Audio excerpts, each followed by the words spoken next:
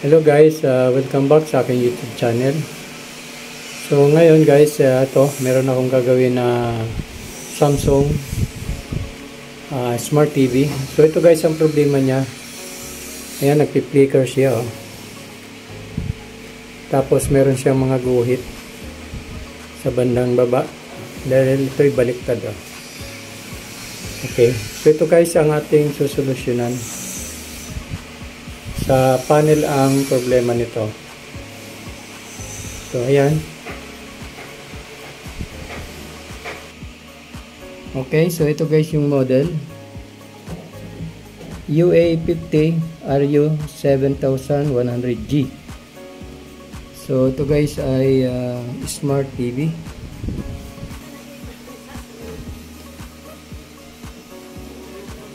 Okay, so ngayon guys bubuksan natin to.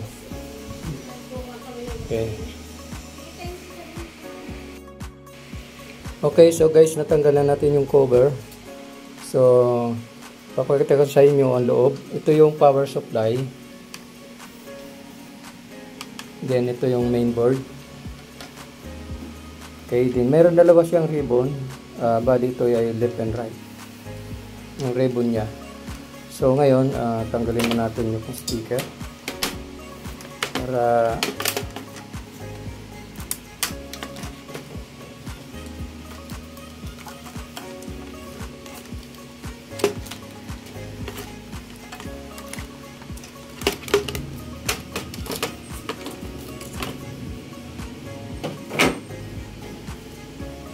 okay, so ngayon guys, dahil natanggalan natin yung yung speaker, nandito guys yung source board niya sa dalawang side. Then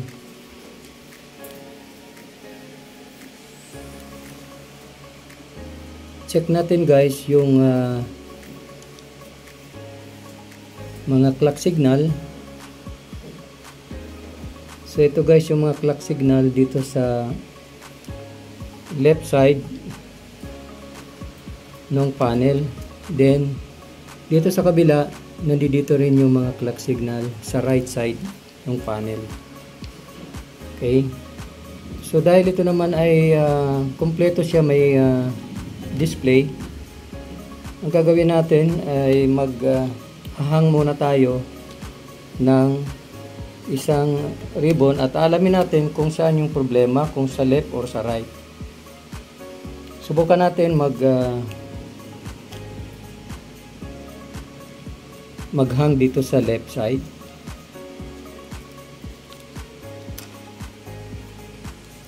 Ayan.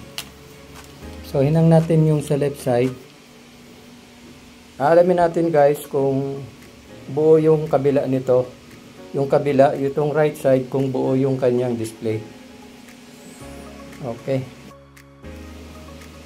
Okay, so guys, yung nakahang yung sa left side, tingnan natin yung display. Wala siyang display oh. Naka-black lang siya. Okay. So try natin sa right side. Balik natin yung ribbon sa left. Then maghang tayo sa right side.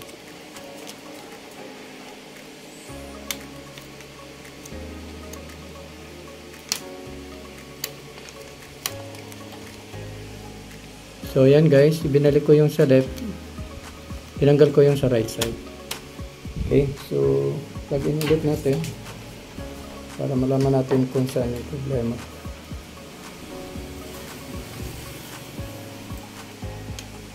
So yan, may backlight na siya.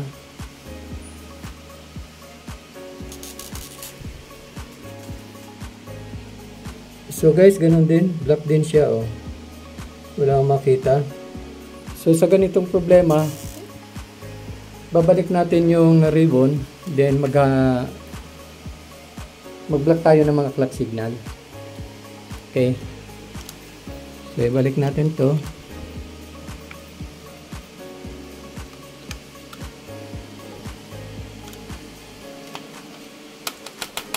Okay. So, try ulit natin kung bumalik yung display.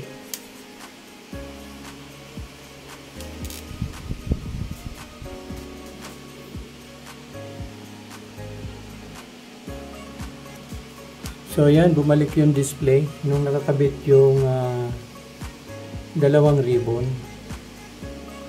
So, subukan na lang natin mag-block ng signals. Wala pa. Okay guys, ito yung papakita ko sa inyo yung aking blinak na pin. Okay, so tatry na natin guys para makita nyo kung okay na siya.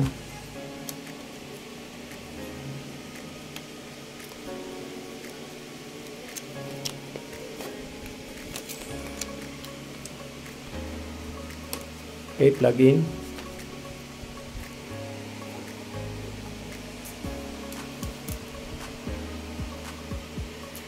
Okay. Okay. So ito guys. So yan na, malinis na siya oh.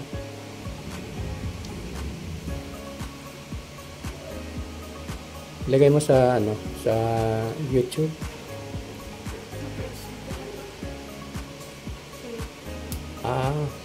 Okay. Yun. Yan, naman na ba?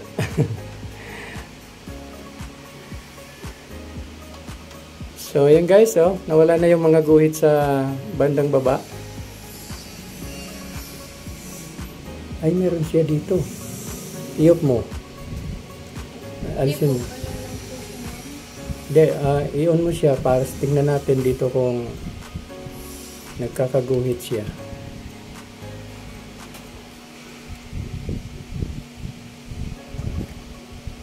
Meron po kasi mild. Mild lang. Hindi po yung rotor na labas na labas.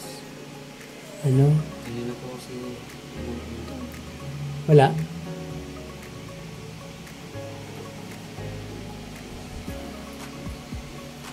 meron po pag sa likod. Ayan. Bigyan mo ng picture. Yan. Gaan. Yan, may guhit siya, di ba?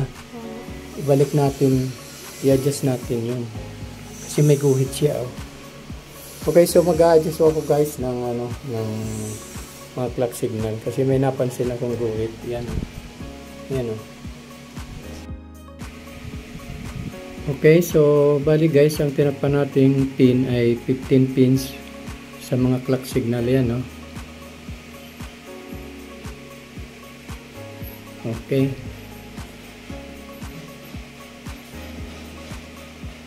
Yan. Okay, so ito na guys, nagawa ko na yung unit. So, ginawa natin dito, nag-block lang tayo ng mga signals sa right side ng TV. So, okay siya, malinaw na siya. Oh. Ito na guys. Ayan.